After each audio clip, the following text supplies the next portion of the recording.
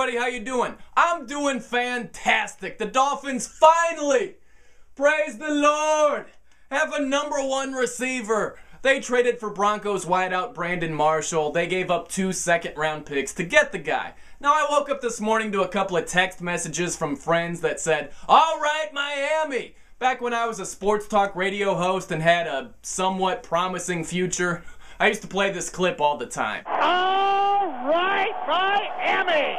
I love that. Now, I'm not going to give you a bunch of Dolphin homer logic, go Fins, we're #1, that kind of stuff. I'll be unbiased. But just one more all right Miami real quick. All right, Miami. All right. It's out of my system. Let's break this thing down. On the good side for the Dolphins, they just got themselves a heck of a wide receiver. Brandon Marshall is a stud. He's big, he's tall, he's fast. He was a Pro Bowl receiver for the last 2 years. He's a legitimate #1 threat, something the Dolphins desperately needed. The trio of Ted Ginn, Greg Camarillo, and Devon Bess wasn't exactly striking fear in the hearts of NFL DBs. And if you look at this division, the AFC East is tough. The Jets went to the AFC Championship game last year and have made some really good offseason moves. The Patriots are the Patriots. Don't forget New England won this division last year. Yeah, the Bills stink right now. They don't have a whole lot of talent, but cheer up, Bills fans. At least you have Chan Gailey. Huh? No? Sorry.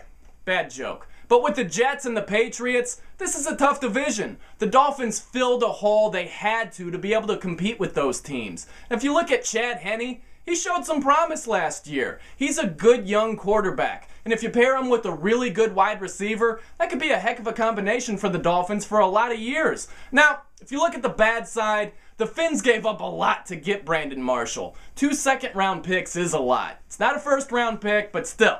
If you compare this trade to other trades, the Jets got Santonio Holmes for a 5th-round pick. Now, I know Santonio's going to be suspended for the first 4 games, and he's going through his off-the-field problems right now, but Brandon Marshall's no stranger to screwing up off the field. He's been arrested a bunch of times. He's been suspended by the league for a game for off-the-field behavior, and if you compare a 5th-rounder to 2 second-round picks, that's a huge disparity. And the disparity in talent between the two isn't that great.